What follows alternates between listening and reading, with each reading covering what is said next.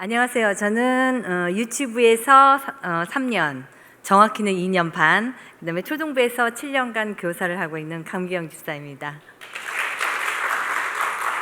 방금 앞에 꿀벌이가 나왔죠. 제가 유치부에 있을 때 요정이었습니다.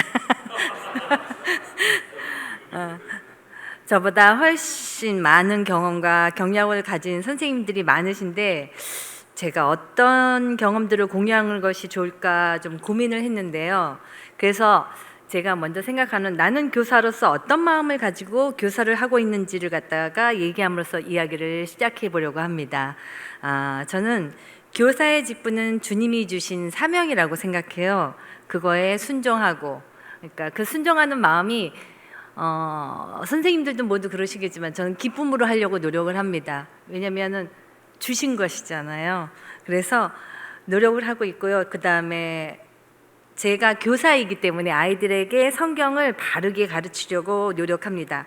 그리고 한 가지 거기다 더 있다면 아이들보다는 제가 조금 더 살아왔었기 때문에 또 성경을 조금 더 안다라는 입장 쪽에서 하나님이 바라보는 너희들의 그 마음의 그 시각을 가르쳐 주려고 최대한 노력을 해요. 어떤 마음으로 너네들에게 하나님이 바라보신다라는 걸 애들이 왜곡하지 않을 수 있도록 최대한 노력하고 있습니다.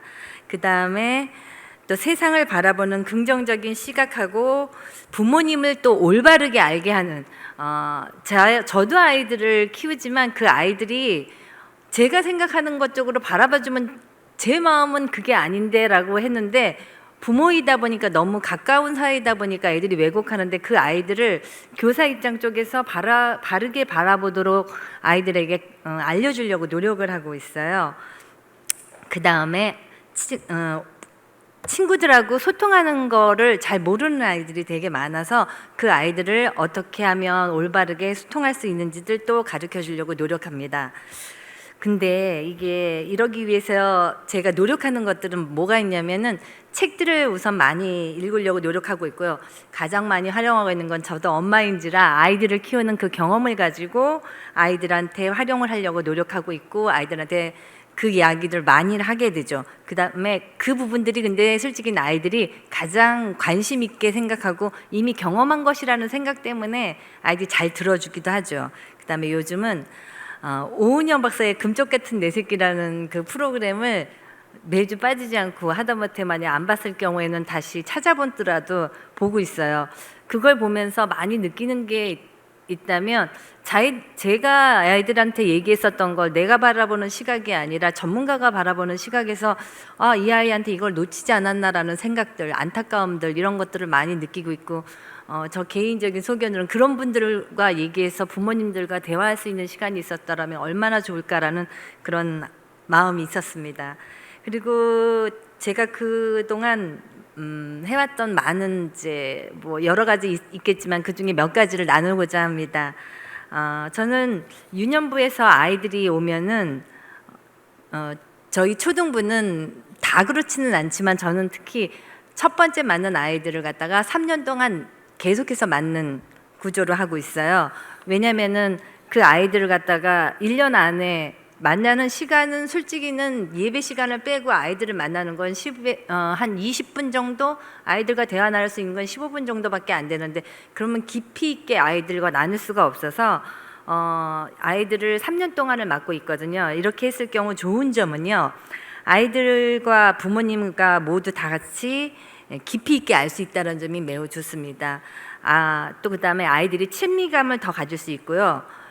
그리고 부모님과 한 해 지내가는 동안 교사가 아니라 3년 아이들을 케어하다 보니까 아이들에 대해 부모님과 더 많이 알고 또 그 부모님들이 갖고 있는 여러 가지 뭐 뒷 배경이라든가 또 그다음에 아이들한테 이렇게 물어봤을 때 부모님들이 생각하시길 1년 있다가 저렇게 뭐 또 바뀔 그 대상이고 첫째 어떤 마음이 조금 있으시냐면요. 학교 선생님이 아니기 때문에 그냥 지나가는 선생님이라는 생각을 하는데 이렇게 3년을 같이 있다 보면 아이들에 대해서 깊이 얘기를 나누게 되고 그 아이들의 어떤 부분에 대해서 깊이 기도해 주길 바라게 되고 그렇게 나누다 보면 저도 아이한테 집중하게 되고 아이에 대해서 더 알아가려고 노력하고 아이들한테 눈 맞추려고 더 노력하게 되는 것 같아요.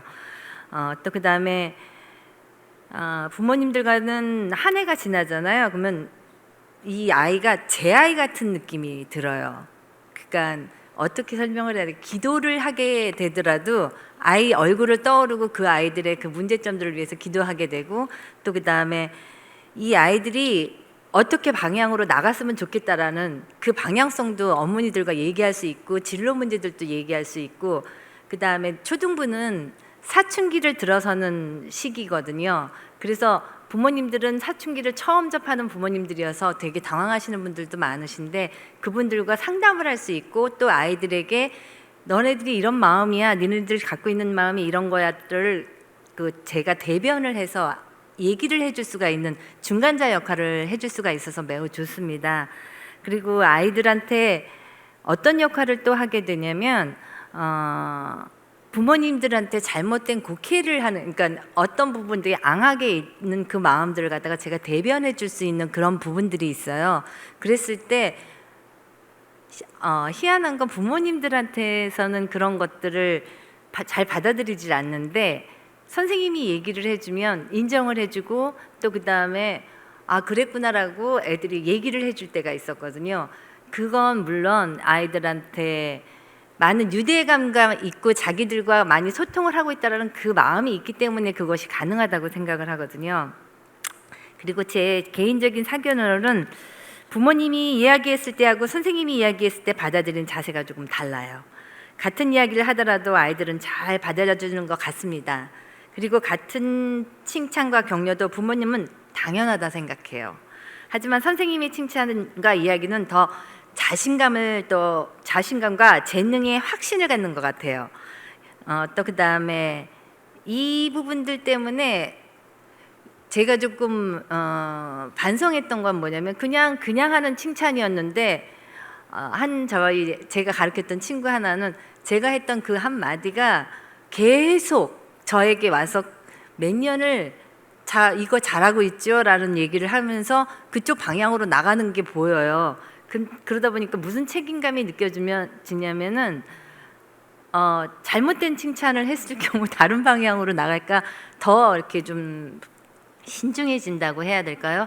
그런데 그 방향성은 아이들을 굉장히 밝게 하고 또 올바르게 하고 예의감을 갖추게 되고, 선생님에 대한 그것들이, 그러니까 선생님에 대한 신뢰감들이 더 높아지는 것 같아요.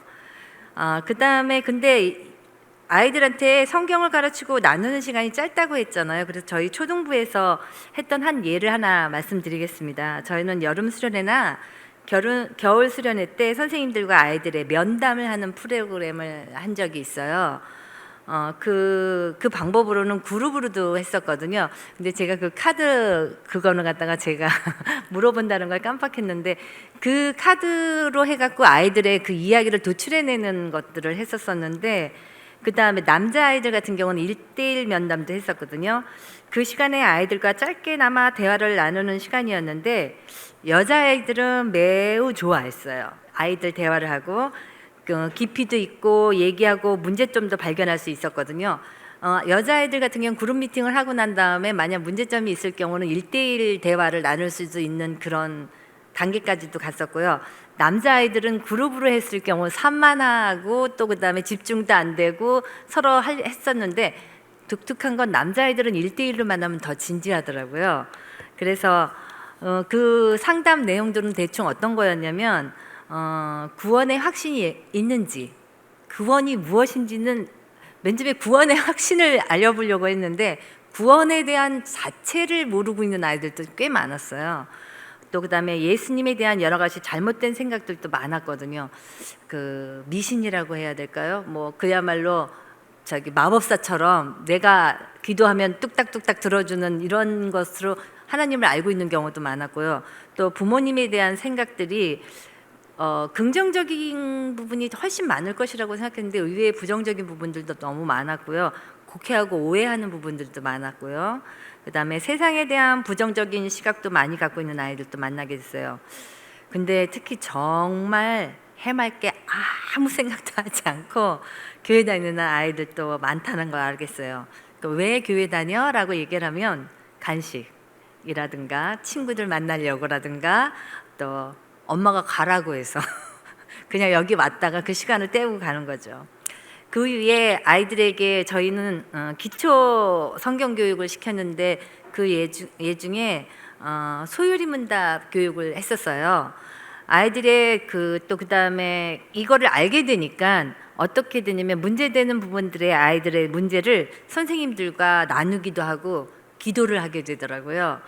또 그다음에 뭐가 있냐면 아이들을 만나게 되면 그 아이에 대해서 알게 되니까 관심받지 않았던 아이가 선생님들이 지나가는 그 격려 한마디가 아이들을 눈빛을 변화시키게 되거든요. 그다음에 그 격려들이 교회로 오고 싶어 하는 그 마음으로 연결되는 것 같고 출석의 변화도 되고 가장 큰 변화는 아마 눈 마주치는 것 같아요. 저분이 나를 알아. 저분이 나한테 관심이 있어. 그러니까 아이들이 눈을 마주치면서 바라보는 눈빛이 달라요. 근데 그 놀랍게도 그 아이들이 저를 떠나서 더 크고 난 다음에도 저기 멀리서 저한테 선생님 하고 달려와서 안길 수 있는 아이들이 됐는데 그건 저의 교사로서 이 활동하고 있는 것에 대한 보람이기도 합니다. 물론 이 일은 코로나로 인해서 아이들과 많이 이 코로나가 정말 나쁜 게 뭐냐면 얘기하지 말아야 되고 만지지 말아야 되고 이야기해서는 안 되고 이렇게 하다 보니까 이 시간을 한 2년 반 못했어요. 그래서 본의 아니게 이제 2년을 하다 보니까 이번에 중학교로 올려보내는 아이들에 대한 안타까움이 있습니다. 그래도 그 아이들이 완전히 그 4학년 때 잠깐 접했던 그것으로서도 지금까지도 그게 있지만 그 아이들에 대한 그 안타까움이 저는 기도하고 그 아이가 찾아올 때 그 마음이 전달됐으면 하는 그 마음은 있습니다. 제가 마지막으로 드리고 싶은 말은 저희 초등부 아이들을 중학교로 보낼 때는 엄마가 아이를 떠나보내는 마음으로 보냅니다. 그리고 중등부 올라가 갖고 그 아이들이 신앙생활을 잘하고 있는지 또 보면 어쩌다가 지나다가 보면 그 아이들이 눈빛이 아직도 마주치고 있는 아이도 있지만 아닌 아이들도 있거든요. 그리고 보이지 않는 보고하는 아이도 있습니다. 누가 아직도 안 나오고 있고 교회 생활을 어찌저찌 하고 있다고 이제 아이들이 와서 얘기를 하죠. 그 마음은 좀 안타깝습니다.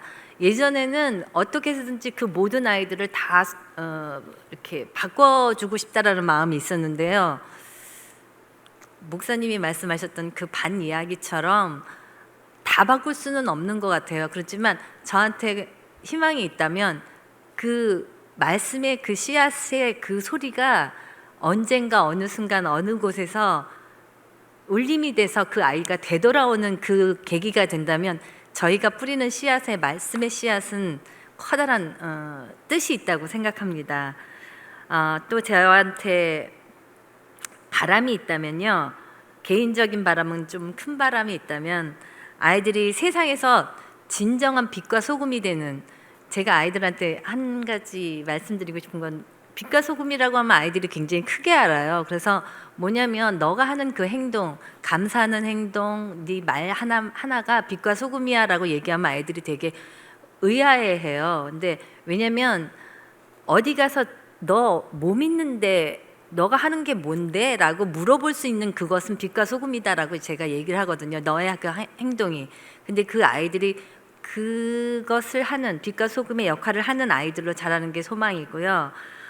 저희 초등부에는 아주 훌륭하신 선생님들이 되게 많은데요. 제가 가장 자부하는 것이 뭐냐면 그들이 그 옛날 그 초등부를 거치고 중등부를 거치면서 다시 교사의 위치로 왔다라는 거예요. 제 소망이 있다면 다음 세대를 책임지는 아이들로 제가 가르쳤던 아이들이 오기를 같이 봉사할 수 있기를 기도합니다. 그날이 꼭 올 거를 아이들을 만날 때마다 제가 악수하면서 만나자라고 얘기를 하거든요.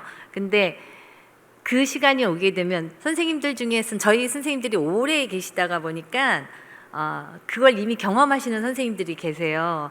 그런데 그걸 보면 너무 기분이 좋거든요. 저도 그 경험을 꼭 해보고 싶습니다. 긴 이야기 들어주셔서 감사합니다.